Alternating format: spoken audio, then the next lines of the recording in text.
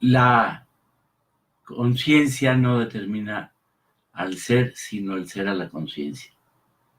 En otras palabras, no se puede ser lo contrario de lo que uno es en la vida real, de lo que vive, cómo vive y demás. No tiene en cierto sentido nada extraño que una corriente política, social y peor aún, un gobierno haga todo lo posible por divulgar sus posiciones, por hacer promoción, por hacer propaganda. Pero aquí estamos ya en un momento muy crucial. Es una vieja discusión el asunto de las libertades. Para un viejo modelo marxista intolerante, autoritario, pues la limitación es, se está con los trabajadores, está en contra. Y en México, en este gobierno, estamos llegando a momentos críticos. Ayer, me parece, en la mañanera, el presidente López Obrador se refirió al tema de ciertos movimientos en los medios, en la prensa, y hoy se da por aludido, entre otros, Sergio Sarmiento, que fue brigadista en 68. Y hay, como se dice, dimes y diretes, pero hay datos. Hace aproximadamente un año comenzó una cierta depuración, o si se quiere, apartar a ciertas personas que escribían en la prensa comercial, no afines a la presidencia que estaba por ganar López Obrador. Y comenzaron entonces a realizar una operación muy sutil, decirles a los directores que fulano de tal pues no les parecía conveniente y que les iba a crear conflictos con el presidente López Obrador. Entonces, con el viejo esquema de ya no hay espacio o no tenemos dinero, comenzaron a salir personas del periódico Reforma, Roger Bartra en particular. Luego siguieron otros, y hasta el más reciente traslado de Sergio Sarmiento, que ya había sido cambiado de su horario matutino para dejarle ese espacio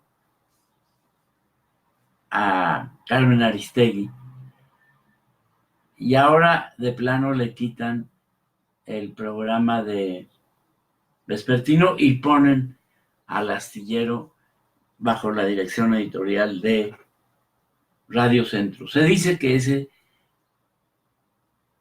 canal o esa cadena o esa estación de radio tiene problemas financieros y que esa es una de las cosas que están detrás y que promovieron estos cambios.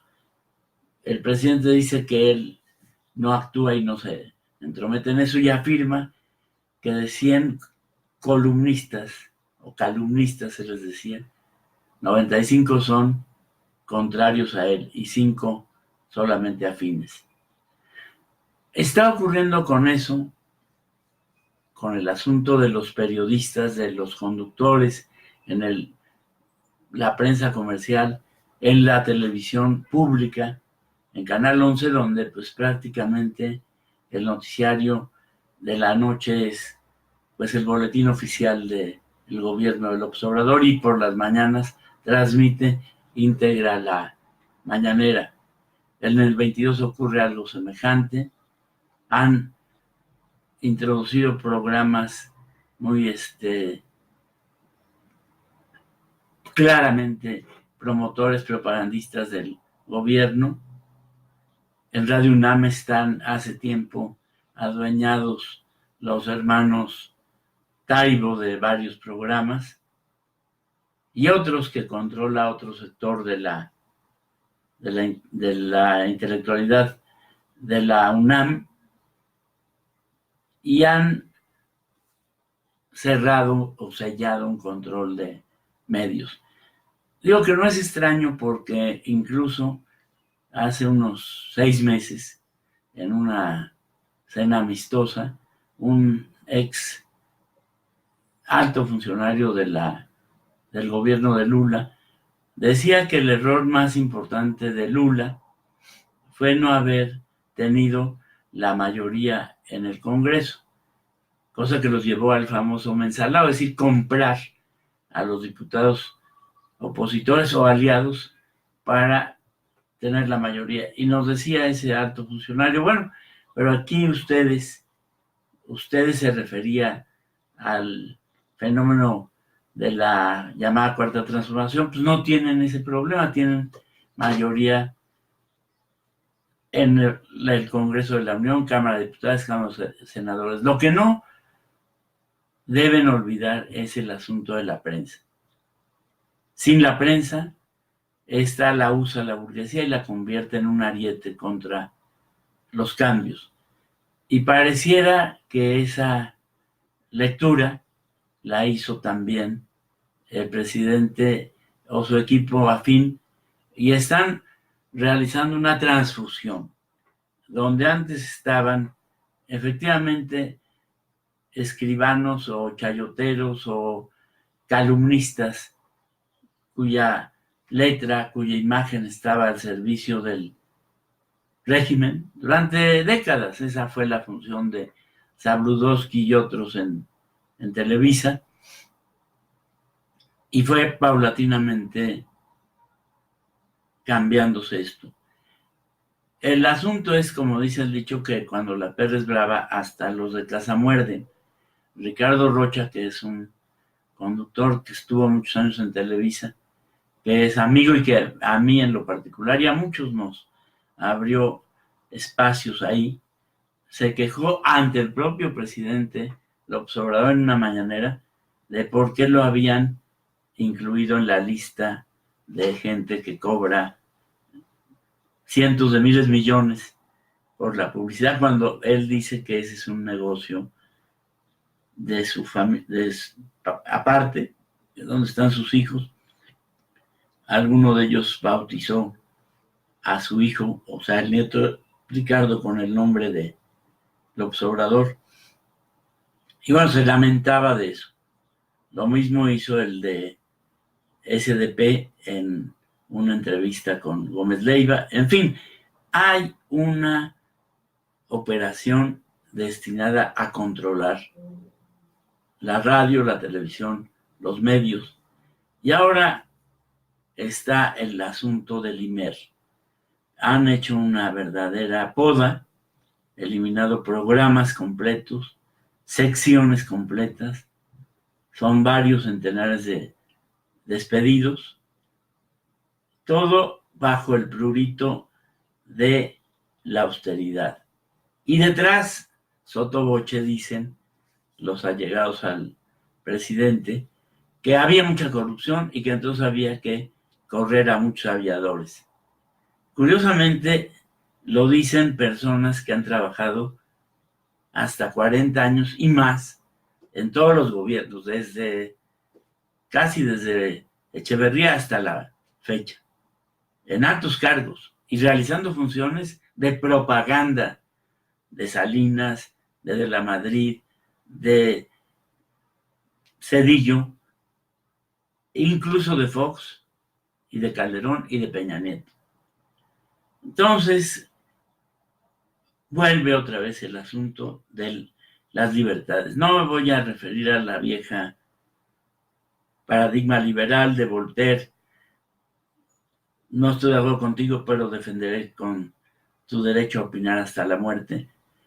Pero sí es fundamental la libertad, más allá de lo establecido en la Constitución, en los artículos 9 y 6, tiene que ver con que a ese viejo modelo autoritario que nunca fue totalitario porque siempre se mantuvo un pequeño margen para publicar libros de marxismo, para publicar prensa, etcétera.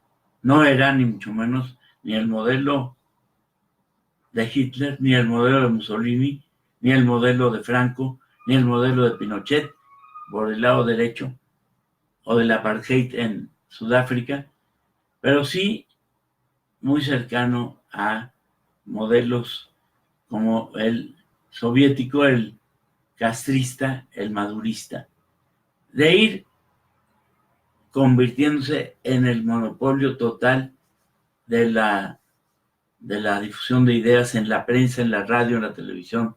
Claro que ahora están las benditas redes y eso hace más complicado el control de la total de la opinión. Pero incluso en los regímenes más totalitarios, el soviético, por ejemplo, recuerdo cómo a través de la samizdat, es decir, de la publicación por sí mismos con textos escritos a mano, se reprodujeron las obras de Pasternak, de Solzhenitsyn y de otros.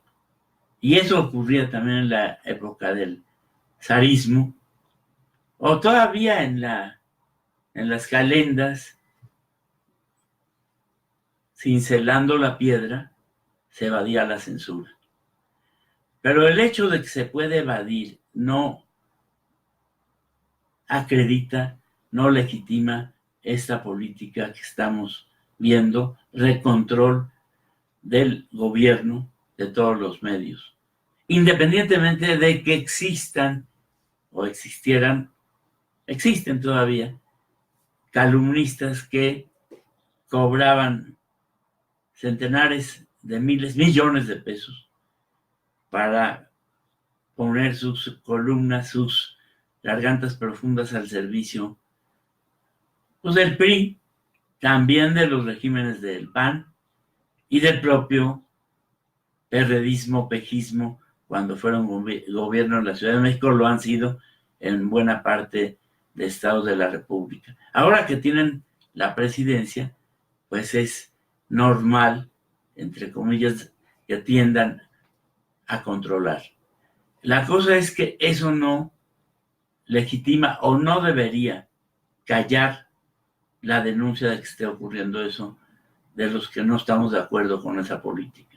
Y tampoco estamos de acuerdo con el viejo control, pero con la piña, es decir, el pretexto de combatir a la corrupción, de combatir a los chayoteros, etcétera, pues lo que estamos viendo es una purga general en el país, un verdadero pogrom, y eso no se debe permitir, porque si no, vamos a tener una reconstrucción al modo más obsceno del viejo control priista. Y casi, esto es lo importante, con los mismos de entonces.